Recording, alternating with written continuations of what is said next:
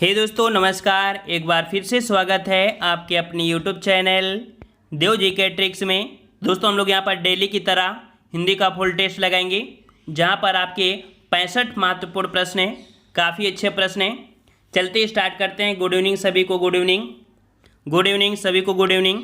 चलिए यहाँ पर आपका प्रश्न दिया गया है। पहला प्रश्न कि कर्कश का विलोम, कर्कश का विलोम क्या होता है। बिल्कुल फटाफट आंसर आना चाहिए सभी के। तो कर्कश का विलोम होता है मधुर होता है। याद रखिए, ऑप्शन आपका सी हो जाएगा, मधुर हो जाएगा। जबकि कठोर की बात करें तो कठोर का विलोम आपका कोमल होता है। ठीक है। विवेकी का विलोम अविवेकी होता है। विनम्र का विलोम धृष्ट होता है। ठीक है। चलिए अगला प्रश्न आपसे दिया गया है कि निर्देश जो आपका दिया है कि 2 से 3 वाक्यांशों के लिए उचित शब्द आपको विकल्प चुनना है। कह रहा आपसे जो इंद्र पर विजय प्राप्त कर चुका हो, जो इंद्र पर विजय प्राप्त कर चुका हो उसे हम लोग बोलते हैं क्या, उसे हम लोग बोलते हैं इंद्रजीत। तो ऑप्शन राइट आपका हो जाएगा यहाँ पर सी नंबर, इंद्रजीत बोलते हैं। ठीक है।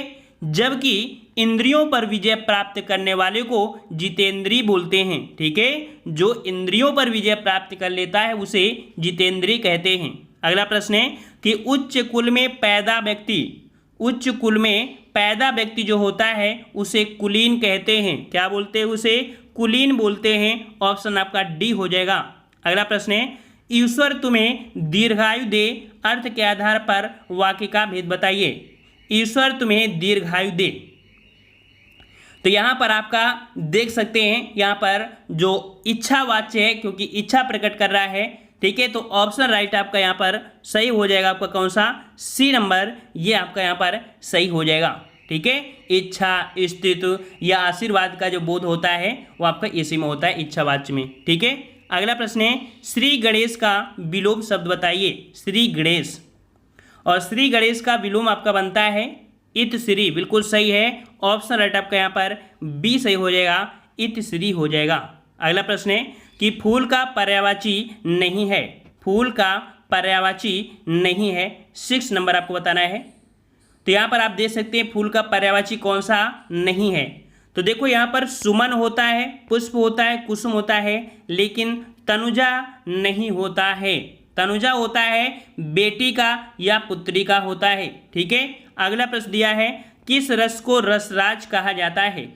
किस रस को रसराज का उपमा दी गई है। तो यहाँ पर आपका जवाब सही हो जाएगा, ऑप्शन सी, श्रृंगार रस को रसराज की उपमा दी जाती है। ऑप्शन आपका सी हो जाएगा। अगला है मन रे तन कागद का पुतला, लागे बूंद विनय जाए छिन में, गर्व करे क्या इतना। इस पंक्ति में बताना है कौन सा रस है।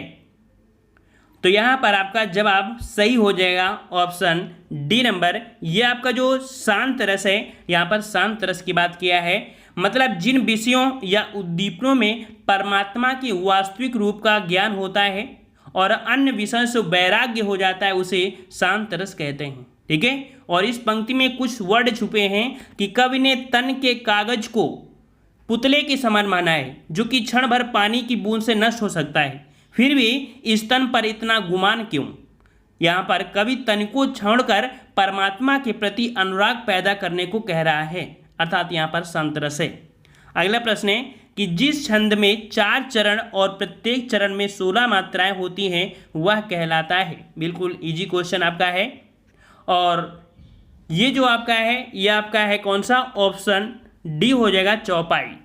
तो चौपाई क्या होता है? चौपाई एक सम्मात्रिक छंद होता है। इसमें 4 चरण होते हैं, प्रत्येक चरण में 16 मात्राएं होती हैं। अंत के जो आपके होते हैं उसमें दीर्घ और के बाद कह सकते लघु वर्ण आना वर्जित होता है। ठीक है। चलिए अगला प्रश्न है कि कल्प वृक्ष का पर्यायवाची, कल्प वृक्ष का पर्यायवाची क्या बनेगा।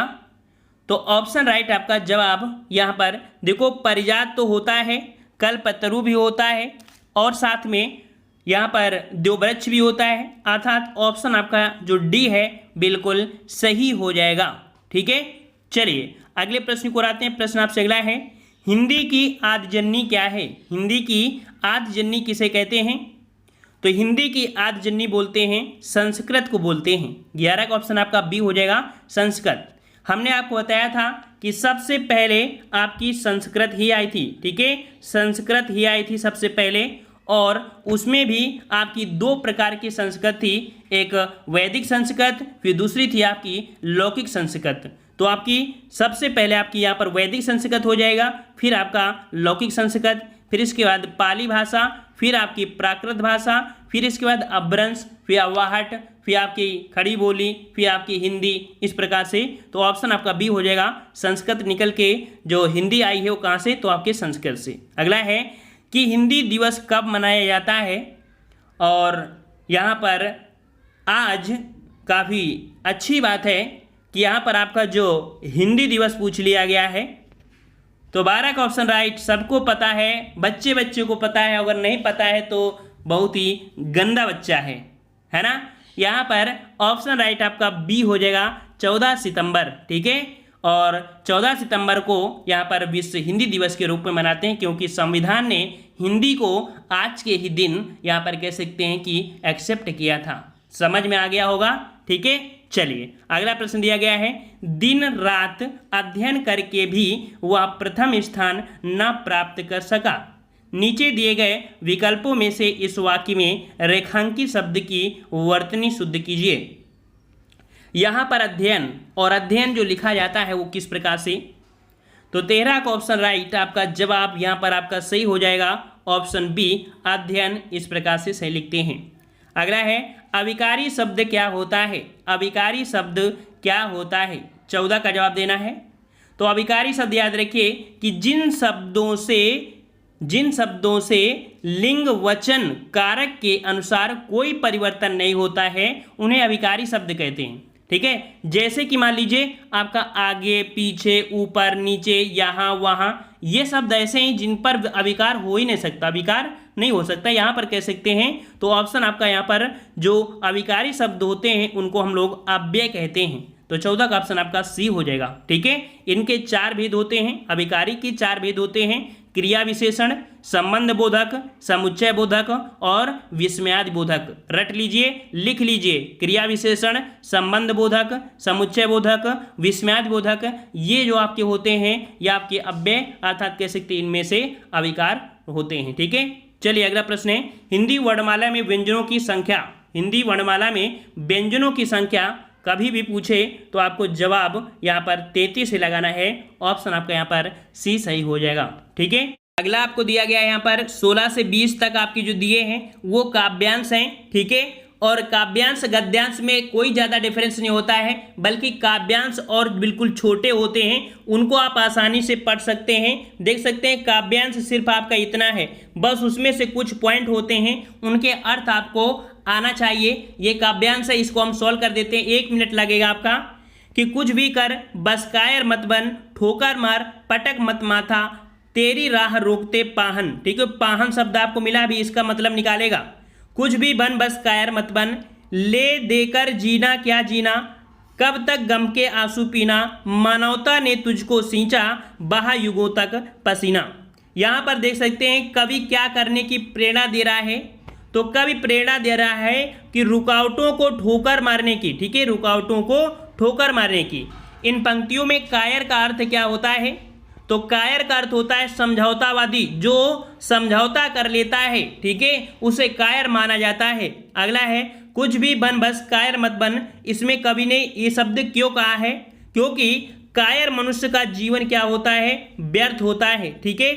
और पाहन शब्द का पर्यायवाची क्या होता है, तो पाहन का पर्यायवाची क्या होता है, 19 का ऑप्शन यहाँ पर आपका पाहन शब्द का पर्याय अर्थात इसको जो शाब्दिक अर्थ होता है वो आपका पत्थर होता है, क्या होता है, पत्थर होता है। और कवि के अनुसार किस प्रकार का जीवन व्यर्थ है, तो हमने बताया कि जो समझौतावादी जीवन होता है वो व्यर्थ होता है। बड़े आसानी से सॉल्व कर लिए हैं। चलिए जवाब दीजिए, इस समास में पहला पद संख्यावाचक होता है, कौन सा समास है जिसमें से पहला पद संख्यावाची होता है, तो जवाब सभी बच्चे का सही आना चाहिए। और जवाब यहाँ पर 21 का ऑप्शन आपका बी, जो आपका द्विगु समास है, द्विगु समास का प्रथम पद संख्यावाची और अंतिम पद आपका संज्ञा होता है, उसे हम लोग द्विगु समास कहते हैं, ठीक है। चलिए अगला प्रश्न है, राजपुत्र में कौन सा समास है, राजपुत्र, और राजपुत्र अर्थात राजा का पुत्र। यहां पर संबंध तत्पुरुष समास हो जाएगा। ऑप्शन राइट आपका हो जाएगा फर्स्ट नंबर, तत्पुरुष समास या संबंध तत्पुरुष समास। अगला प्रश्न है कि विकल्प में से बेमेल शब्द आपको छांटना है। देखो 4 विकल्प है, इनमें से जो बेमेल हो उसके आपको हटा देना है। कह रहा आपसे यहां पर कि समस्या, खेद, कठिनाई और जटिलता। तो देखो यहां पर समस्या, कठिनाई और जटिलता ये तो एक है, लेकिन खेद शब्द इनमें से आपका भिन्न हो जाएगा। ठीक है, ऑप्शन आपका बी सही हो जाएगा। अगला प्रश्न यहां पर दिया है घर, प्रियजन, परिवार और बच्चे। यहां पर आप देख सकते हैं कि जो प्रियजन, परिवार, बच्चे ये तो सही हैं, लेकिन घर इनमें से आपका अलग हो जाएगा। ठीक है, घर शब्द यहाँ पर निर्जीव शब्द है, अदर शब्दों में यहाँ पर पारिवारिक शब्द आपका जुड़ा है। ठीक है, रिश्तों को दर्शा रहे हैं, जबकि घर इनमें से भिन्न है। अगला प्रश्न है कि जिस समास का पूर्व पद अर्थात पहला पद प्रधान हो उसे कौन सा समास कहते हैं। 25 का जवाब क्या हो जाएगा, तो 25 का ऑप्शन राइट आपका जवाब यहाँ पर आपका हो जाएगा। जिस समास का पूर्व पद अर्थात पहला पद प्रधान होता है उसे अव्ययी भाव समास बोलते हैं। क्या बोलते हैं, अव्ययी भाव समास बोलते हैं। जैसे कि हमने आपको बताया था यथार्थ, क्या बताया था, यथार्थ बताया था। तो यथार्थ शब्द में क्या होता है, अर्थ के अनुसार, अर्थात यहाँ पर बेकाम है ना, तो जहाँ पहला शब्द आपका मिल जाए अव्यय वही होता है। ठीक है, अगला है कि प्रश्न संख्या आपको दिया है भक्ति काव्य के प्रमुख कवि कौन कौन से हैं। ठीक है, यहाँ पर देखिए 26 नंबर कि दिए गए विकल्पों में से निर्गुण भक्ति काव्य के प्रमुख कवि कौन से हैं। निर्गुण भक्ति काव्य के प्रमुख कवि कौन से हैं, 26 नंबर। और 26 का ऑप्शन राइट आपका जवाब यहाँ पर आपका निर्गुण भक्ति काव्य के आपके हैं कौन, तो आपकी कबीर जी हैं। ऑप्शन राइट आपका यहाँ पर बी हो जाएगा। कबीर निर्गुण भक्ति काव्यधारा के कवि थे, जो संत होने के बाद भी पूर्णतः ग्रस्त जीवन का निर्वाह किया था। ठीक है, इन्होंने जात प्रथा, धार्मिक कर्मकांड, बाह्य आडंबर, मूर्ति पूजा, जप तप, अवतारवाद आदि का घोर विरोध किया था इन्होंने। ठीक है, और एकेश्वरवाद और निरा ब्रह्म की उपासना को महत्व देते थे। अगला प्रश्न है कि भारतीय संविधान में किस भाषा को राजभाषा के रूप में स्वीकार किया गया है। तो राजभाषा के रूप में स्वीकार किया गया है आपके ऑप्शन सी, आपकी हिंदी को। 27 को ऑप्शन सी हो जाएगा, आपकी हिंदी को। यहाँ पर जो संविधान का एक भाग है कौन सा, भाग 17। ठीक है, तो भाग 17 के अनुसार 343 के कह सकते हैं संघ में जो राजभाषा होगी वो हिंदी, और जो लिपि होगी वो आपकी देवनागरी होगी। अगला है कामायनी महाकाव्य के रचयिता। जवाब दीजिए, कई बार आपको पढ़ाया है हमने। चलिए यहाँ पर 28 का जवाब, तो कामायनी महाकाव्य के जो रचनाकार है, रचयिता हैं, वो आपकी जयशंकर प्रसाद हैं। ऑप्शन आपका यहाँ पर सी हो जाएगा, जयशंकर प्रसाद। ठीक है, और अगले प्रश्न को आते हैं। प्रश्न आपसे अगला है कि पृथ्वी राजरासो किस काल की रचना है। पृथ्वी राजरासो किस काल की रचना है, तो याद रखिए ये है आपके आदिकाल की रचना। ठीक है, ऑप्शन आपका यहाँ पर फर्स्ट हो जाएगा, ये आदिकाल की रचना है। और इसके रचयिता आपकी कौन है, तो चंद्रबरदाई हैं। ठीक है, चंद्रबरदाई। और अगले प्रश्न को बढ़ते हैं। प्रश्न आपसे कह रहा है कि दिवसा अवसान का समय मेघमय आसमान से उतर रही वह संख्या सुंदरी परीसी धीरे धीरे धीरे, इस पंक्ति में कौन सा अलंकार है, 30 नंबर। तो यहां पर देख सकते हैं कि निर्जीव वस्तु का वर्णन सजीव रूप में किया जा रहा है। ठीक है, यहां पर देखो दिशा अवसान का समय मेघमय आसमान से उतर रही, तो यहां पर क्या होता है, जब निर्जीव को सजीवता के रूप में लाया जाए वहां पर जो आपका बनता है वो आपका बनता है मानवीय अलंकार। ठीक है, ऑप्शन आपका डी हो जाएगा, मानवीय अलंकार आपका हो जाएगा। ठीक है, अगला प्रश्न है कि हिंदी शब्दकोश में छा का क्रम किस वर्ण के बाद आता है।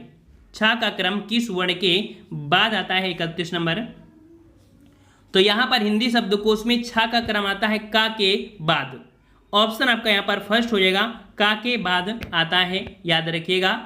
और छा जो बनता है वो आपका कह सकते हैं, जो आपका कैसे बनता है हमने आपको बताया भी था, छत्रज्ञा, उन्हीं से तोड़ के अगर निकाला जाए तो आपका ये बन जाएगा।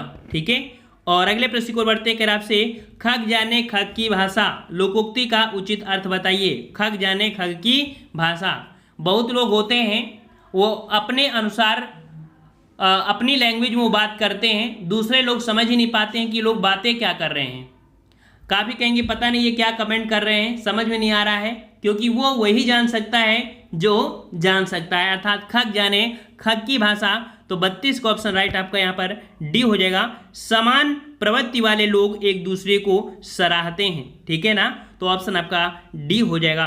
अगला प्रश्न है कि नीचे दिए गए वाक्य के पहले और अंतिम भाग को यहाँ पर करना है, ठीक है, मिलान करना है, और ऐसे काफ़ी दूर में है तो इसे आप लोग सॉल्व कर सकते हैं। चलिए, अक्ल का दुश्मन, मोहरे का अर्थ अक्ल का दुश्मन, और अक्ल का दुश्मन जो होता है उसे हम बोलते हैं महामूर्ख। क्या बोलते हैं? महामूर्ख बोलते हैं। ऑप्शन आपका सी हो जाएगा, महामूर्ख। अगला प्रश्न है वाक्य के अशुद्ध भाग अर्थात त्रुटिपूर्ण भाग का चयन कीजिए।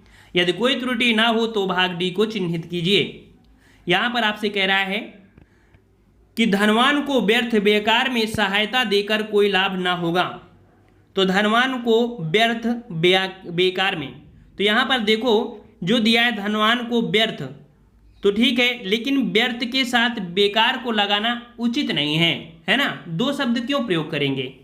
तो व्यर्थ के साथ बेकार का प्रयोग हम लोग नहीं कर सकते थे, इस कारण से ऑप्शन बी में यहां पर आपकी त्रुटि है, ठीक है। अगला है दिए गए शब्दों में से शुद्ध वर्तनी वाला शब्द आपका कौन सा है? शुद्ध वर्तनी आपकी कौन सी हो जाएगी? तो यहाँ पर 36 का ऑप्शन राइट आपका जवाब जो दिया गया है आपका 36 में सी नंबर, सच्चिदानंद, ये शुद्ध है। जबकि सर्वोत्तम का जो होता है वो आपका किस प्रकार से? सर्वोत्तम, तो देखो ता के साथ ऐसा शब्द लगा होता है जो ता इसमें आपका नहीं लगा था, ठीक है। सांसारिक होता है, क्या होता है? सांसारिक होता है, अर्थात बड़ा की मात्रा होती है सांसारिक, ठीक है।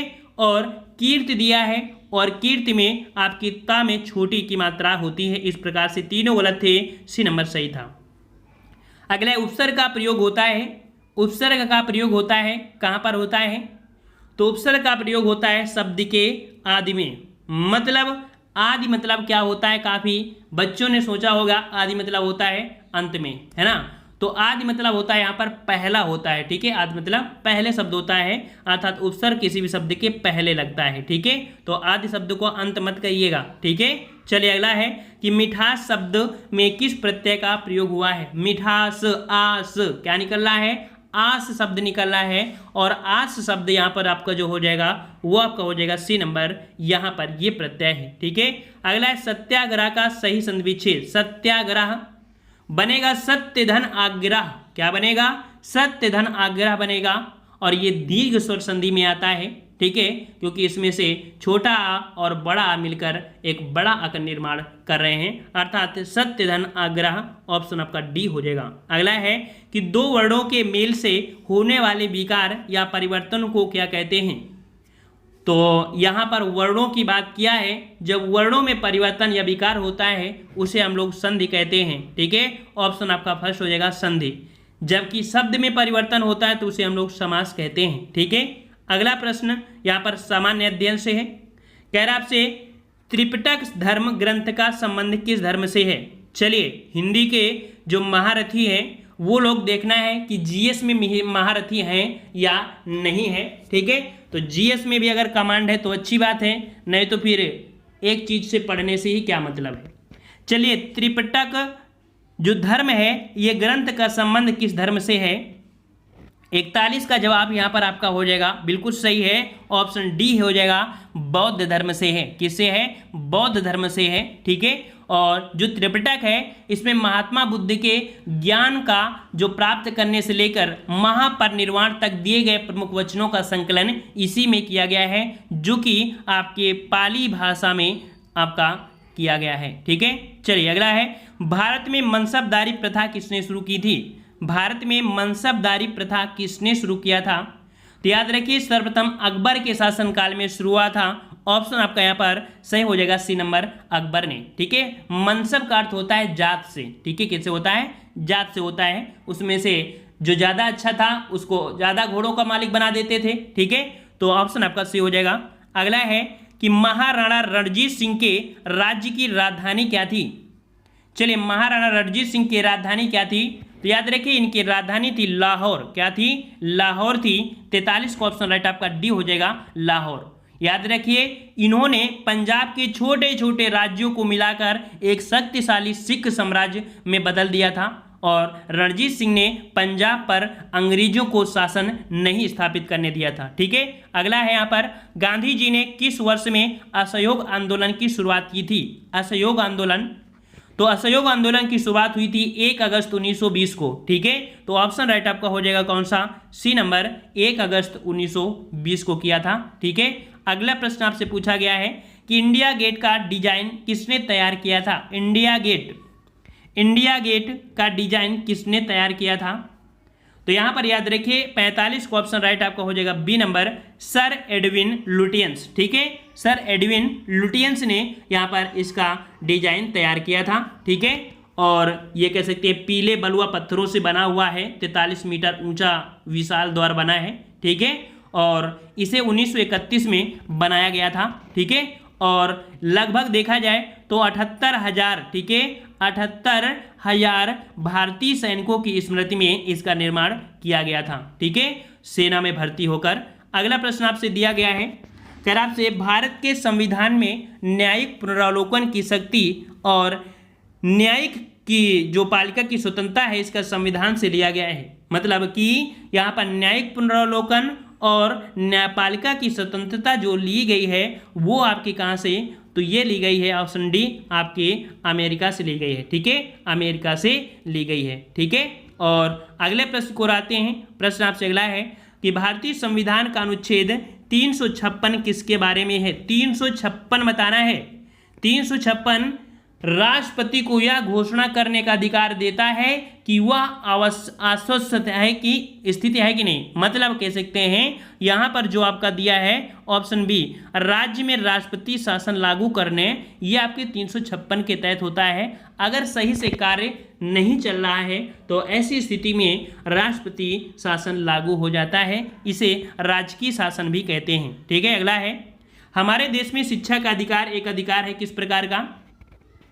तो हमारे देश में शिक्षा का अधिकार जो आपका है वो आपका है कैसा? तो ये आपका है मूलभूत अधिकार। मतलब कि शिक्षा ग्रहण करना आपका मौलिक अधिकार है। ठीक है, मौलिक अधिकार है, ये संविधान में कहा गया है। अगर आप पढ़ना चाहते हैं, ठीक है, आप पढ़ना चाहते हैं पूरी तरीके से, तो आपके पिताजी और माताजी भी आपको पढ़ाने पर बाध्य हैं, क्योंकि ये आपका मौलिक अधिकार है। ठीक है, अगला प्रश्न आपका दिया है कि राष्ट्रपति और उपराष्ट्रपति की अनुमति में राष्ट्रपति के कार्यों का निर्वहन कौन करता है? तो यहाँ पर राष्ट्रपति और उपराष्ट्रपति के अनुपस्थिति में राष्ट्रपति के कार्यों का निर्वहन जो करेगा वो करेगा आपका कौन? तो आपका जो भारत के मुख्य न्यायाधीश होते हैं वो यहाँ पर कह सकते हैं इनका कार्य करेंगे। ठीक है, अगला प्रश्न दिया गया है कि लोकसभा के सदस्यों का कार्यकाल कितने वर्षों का होता है? लोकसभा की बात किया है तो लोकसभा का कार्यकाल जो होता है वो कितना? तो याद रखिए 5 साल होता है। 5 साल होता है, लेकिन थोड़े से आप अगर हाई लेवल में जाएंगे तो इसका कार्यकाल निश्चित नहीं किया गया। क्यों? क्योंकि अगर आपातकाल लगता है तो इसके कार्यकाल को 1 साल और बढ़ाया जा सकता है, और अगर आपातकाल फिर से बढ़ रहा है तो फिर से यहाँ पर लगाया जा सकता है। अर्थात कह सकते हैं कि ये जो आपकी लोकसभा है वो आपकी कह सकते हैं 5 साल तो होती है, फिक्स होती है, लेकिन कह सकते हैं आपातकाल की स्थिति में इसे बढ़ाया जा सकता है। ठीक है, तो आंसर आपका डी हो जाएगा। अगला है, सबसे गर्म ग्रह का नाम बताइए। सबसे गर्म ग्रह आपका कौन है? तो ये गर्म ग्रह है आपका शुक्र ग्रह। ऑप्शन आपका यहाँ पर बी हो जाएगा, शुक्र ग्रह है, और इसका औसत तापमान जो आपका होता है लगभग 735 केल्विन होता है। ठीक है, इसलिए आपका गर्म होता है क्योंकि इसमें से कार्बन की मात्रा बहुत ज़्यादा मिलती है, सल्फर डाइऑक्साइड की मात्रा मिलती है, घने बादल यहाँ पर बने ही रहते हैं, इस कारण से है। इसी कारण से कार्बन की मात्रा ज़्यादा होने के कारण शुक्र ग्रह को प्रेशर कुकर के नाम से भी जाना जाता है। ठीक है, इसे प्रेशर कुकर के नाम से भी इसे जाना जाता है, याद रखिएगा। अगला है कि किस देश के साथ भारत की सबसे लंबी अंतर्राष्ट्रीय सीमा लगी हुई है? तो भारत के साथ अंतर्राष्ट्रीय सीमा जो लगी हुई है वो आपकी लगी हुई है आपकी बांग्लादेश के साथ। ठीक है, बांग्लादेश के साथ अगर क्रम रखा जाए कि आपके जो देश हैं वो भारत के साथ किस क्रम में लगे हैं, तो हमने आपको बताया था बचपन का सपना MBA, ये बिल्कुल क्रम से है। बांग्लादेश, चीन, पाकिस्तान, नेपाल, म्यांमार, भूटान और अफगानिस्तान, ये बिल्कुल क्रम से हैं, आप क्रम बता सकते हैं। सबसे कम अफगानिस्तान, सबसे ज़्यादा बांग्लादेश। अगला क्वेश्चन है बैंक दर क्या है। बैंक दर क्या है? तो बैंक दर क्या होती है?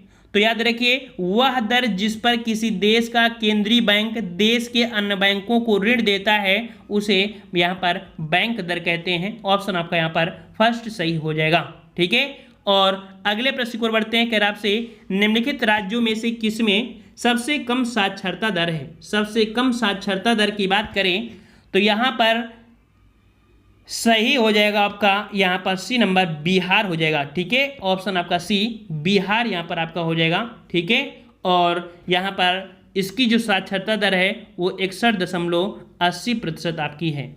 जबकि केरल की देखा जाए तो केरल की सर्वाधिक है, लगभग 94% यहाँ केरल की है। अगला है कि एक तोप का गोला दागा गया, इस गोले की गति का एक उदाहरण है। तो अगर एक तोप का गोला अगर दाग दिया जाए तो इसमें जो गति हो जाएगी वो आपकी कैसी होगी? तो प्रक्षेप गति होगी। कैसी होगी? प्रक्षेप गति होगी। इंटर में आपने पढ़ा होगा कि प्रक्षेप का पथ परवलयाकार होता है। ठीक है, उसमें से अगर कोई गोला ऐसे दागा जाता है तो वो आपका कैसे जाएगा? कुल मिला के इतनी दूरी ये तय करेगा। पहले ऐसे जाएगा फिर नीचे को आएगा, तो ये प्रक्षेप आपका वक्र बन जाता है। पानी का रासायनिक सूत्र, हमें ऐसा लगता है सबसे सरल प्रश्न यही होगा, है ना, 56 नंबर। तो याद रखिए पानी का जो सूत्र होता है वो आपको होता है H2O। क्या होता है? H2O होता है। लेकिन इसे हम कठिन बनाएंगे। क्या बनाएंगे? इसमें जो हाइड्रोजन है और ऑक्सीजन का जो भार का अनुपात होता है वो 1:8 होता है। याद रखिएगा अगर पूछे कि हाइड्रोजन और ऑक्सीजन का जो अणुभार होता है उसके अनुपात में, तो 1:8 का अनुपात होता है। इसका पीएच मान कितना होता है? तो 7 पीएच मान होता है। ठीक है, शुद्ध जल की बात करें, जो आपका शुद्ध जल होता है वो विद्युत का कुचालक होता है, अर्थात शुद्ध जल में अगर आप बिजली लगाएंगे तो बिजली उसमें नहीं जाएगी। ठीक है, चलिए यहाँ पर अगले प्रश्न को आते हैं। प्रश्न आपसे अगला है कि कमरे के ताप पर कौन सी धातु तरल अवस्था में बनी रहती है? कमरे के ताप पर कौन सी धातु तरल अवस्था में बनी रहती है? तो यहाँ पर जवाब हो जाएगा 57 का ऑप्शन फर्स्ट, जो पारद है। पारद मतलब पारा ऐसा धातु है जो कमरे के तापमान पर द्रव अवस्था में बना रहता है। ठीक है, और अगले प्रश्न को बढ़ते हैं। प्रश्न कह रहा है कि डीएनए का पूर्ण रूप बताइए। डीएनए का पूर्ण रूप क्या होता है? डीएनए का पूर्ण रूप आपका होता है, ऑप्शन आपका यहाँ पर deoxy ribo nucleic acid, option आपका डी हो जाएगा। अगला है मानव मूत्र का पीला रंग किस वजह से होता है? मानव मूत्र का पीला रंग जो होता है किस वजह से होता है? तो ऑप्शन राइट आपका जवाब यहाँ पर आपका हो जाएगा कौन सा?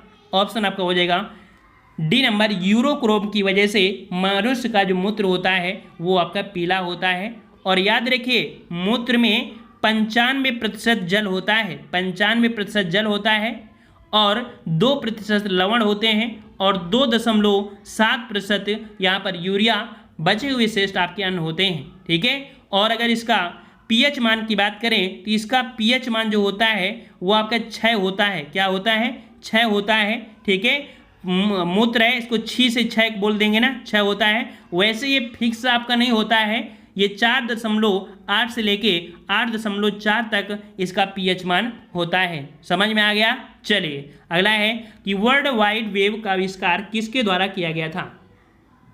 तो वर्ल्ड वाइड वेब का आविष्कार ये किया गया था आपके ऑप्शन राइट बी, टिम बर्सली के द्वारा किया गया था। टिम बर्सली के द्वारा किया गया था। कब? तो आपके 1989 ईस्वी में इसका आविष्कार किया गया था। ठीक है, चलिए अगला प्रश्न पूछा गया है, कह रहा आपसे कि कान्हा टाइगर रिजर्व किस राज्य में स्थित है? कान्हा टाइगर रिजर्व किस राज्य में है?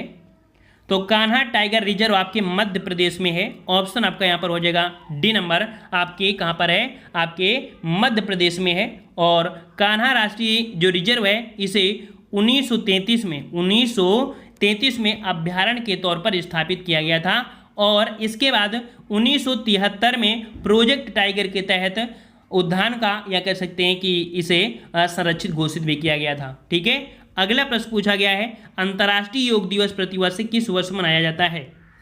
तो अंतर्राष्ट्रीय योग दिवस मनाते हैं आपके ऑप्शन राइट बी हो जाएगा 21 जून को मनाते हैं अंतर्राष्ट्रीय दिवस। ठीक है, अब बात ये आती है कि ये तो सरल है लेकिन इसे कठिन कैसे बनाया जाए। तो बात आती है कि पहली बार योग दिवस कब मनाया गया था। पहली बार योग दिवस कब मनाया गया था, तो याद रखिए पहली बार 21 जून 2015 को, ठीक है, 21 जून 2015 को मनाया गया था, याद रखिएगा। ठीक है, इसमें से संयुक्त राष्ट्र ने 11 दिसंबर 2014 को 193 सदस्यों को यहाँ पर कह सकते हैं उनकी बैठक में यहाँ पर 21 जून को अंतर्राष्ट्रीय योग दिवस मनाने का प्रस्ताव पारित किया था। कब, तो 11 दिसंबर 2014 को ये आपका जो कह सकते हैं कि जो आपका संयुक्त राष्ट्र है उसने से कह सकते हैं मनाया था, मतलब कह सकते हैं उन्होंने पारित किया था और पहली बार 21 जून 2015 से मनाना शुरू किया गया था। चलिए, गंगा सागर मेला किस राज्य में आयोजित किया जाता है। गंगा सागर मेला, गंगा सागर मेला याद रखिएगा ये पश्चिम बंगाल में है। ऑप्शन आपका सी हो जाएगा, पश्चिम बंगाल में आयोजित किया जाता है। और गंगा मेला याद रखिएगा कि ये सागर तीर्थ मेला, ठीक है, मतलब कह सकते हैं गंगा सागर तीर्थ मेला मकर संक्रांति के अवसर पर आपका लगता है। ठीक है, 5 दिन आपका होता है। और यहाँ पर अगले प्रश्न क्या है कि भारत का प्रथम फील्ड मार्शल कौन थे। भारत का प्रथम फील्ड मार्शल कौन थे यहाँ पर, तो जवाब यहाँ पर आपका हो जाएगा 64 का यहाँ पर डी नंबर, जो आपके कौन है SHFJ मानेकशा, ये आपके थे कह सकते हैं जो प्रथम फील्ड मार्शल थे। तो ये प्रश्न आपके रहे जो कि आपके हिंदी के और जीके के 40 प्रश्न आपकी हिंदी और लगभग यहाँ पर देख सकते हैं 40 के बाद जो भी आपके प्रश्न हैं वो आपके यहाँ पर जीके के। काफ़ी अच्छा स्कोर आपका जीके में भी है और इसी कारण से हम यहाँ पर ज़्यादा से विस्तार से आपको बता देते हैं ताकि जो प्रश्न पढ़ो उसको निचोड़ लो, है ना, ताकि उसका पूरा ज्ञान आपको प्राप्त हो जाएगा। दूसरे सेट पेपर में अगर आपको जीके मिले भी तो आप उसे आसानी से सॉल्व कर सकते हैं। ठीक है, और हिंदी हमारे चैनल पर लगातार आपकी तैयारी कराई जा रही है और आप सभी को हिंदी दिवस की हार्दिक शुभकामनाएं हैं। ठीक है, और लगातार हमारा आशीर्वाद आपके साथ है कि आप लोगों की हिंदी हिंदुस्तान की तरह विशाल हो जाए। ठीक है, हिंदी का नाम रोशन हो जाएगा। ठीक है, आज की वीडियो में इतना ही रखते हैं, मिलते हैं नए वीडियो में। और करंट अफेयर की क्लास कह सकते हैं कि आपकी है अगली क्लास हमारे दूसरे चैनल ऑनलाइन एग्जामिनेशन में काफ़ी क्वेश्चन होंगे। ठीक है, तो उसको भी आप यहाँ पर कह सकते हैं कि टेस्ट लगा लिया करिए डेली का डेली। तो मिलते हैं नए वीडियो में, धन्यवाद, जय हिंद, जय भारत।